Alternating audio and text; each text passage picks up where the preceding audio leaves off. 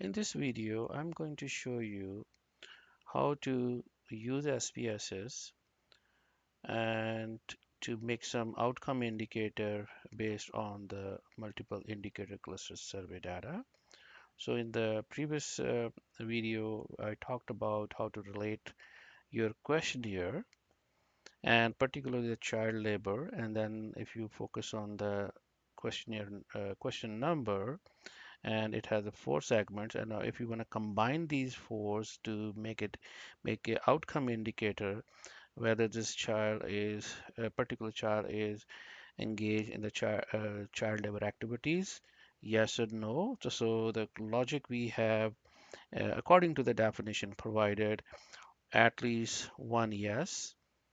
And if we want to be make a like the child this child is involved in the child labor activities, then if it's not, then we have to be find one that all answers should be no in the data. So this is the logic which we're going to be applying in SPSS.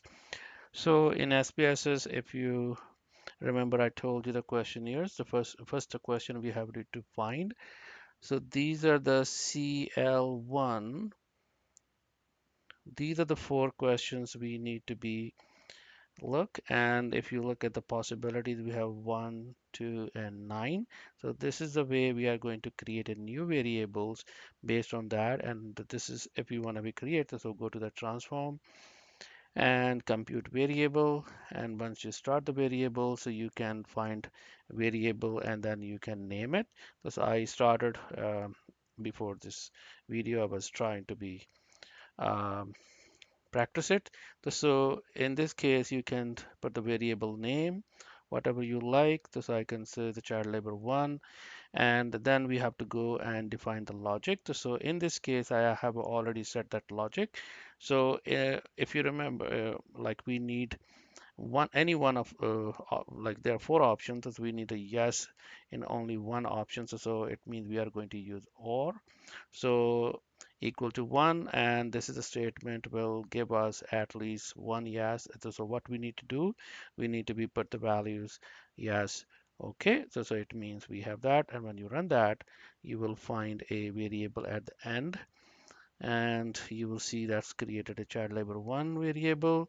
By default, it has a width. We don't need this much, and then we don't need a decimal places as well. So we need to be 0 decimal place, and then only need width is 1. So let's see the view of this variable. So if you see at the end of this table, and that variable is available and enter the values 1 according to the condition.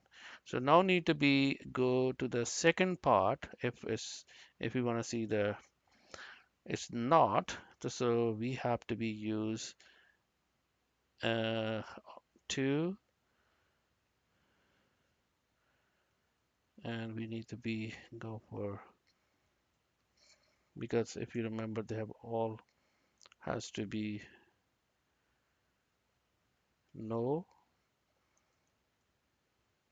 There are different ways to do that. I'm just showing you so if we'll apply this logic, which is here in the questionnaire, so all answers are no.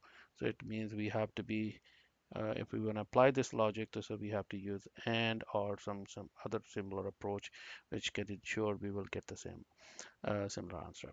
So this is the criteria we use, and then we go and value we're going to enter is 2, and then let's go, and yes, we can update the existing variable. So now you can see this variable is updated. So we have the option. So if there is some option where we see there is a third option, the answer is not responded, so that could be the case. So if you want to see the frequency of this variable, just to see what's the overall thing happen, so we can go to the frequency, and that frequency will give us option to see the frequency of this variable. So pick the variable, and now let's try to see this uh, data. So we have, like you can say, the number of yes, number of no, and these are the uh, overall statistics. In this case, we have it. Okay, so this is something you can see the basic part, and if you want to be apply a little bit more refinement in the data, where you last time I told you like we have a variable. Let's go first to see the variable in the data view, and in the beginning they mention about the outcome of this interview. So they have a different status. So we need to be use only completed. How to set in SPSS. So we need to go to the data and go to the select cases, and then we can choose this variable. So if this look at the name of the variable f as 17. So if we need to set the condition and find this variable, the result of this interview is equal to 1.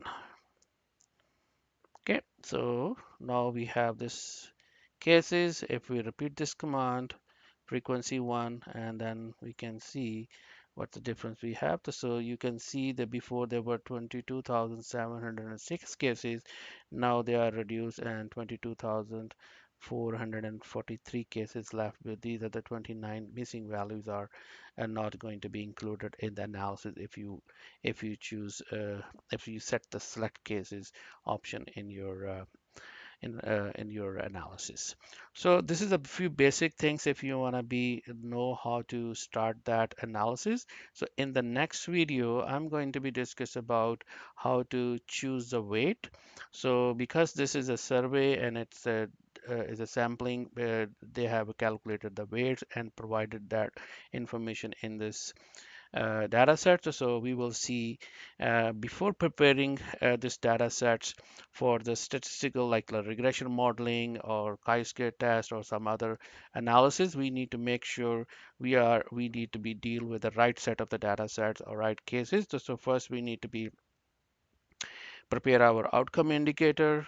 Then we need to know what information we need to be include in the data analysis.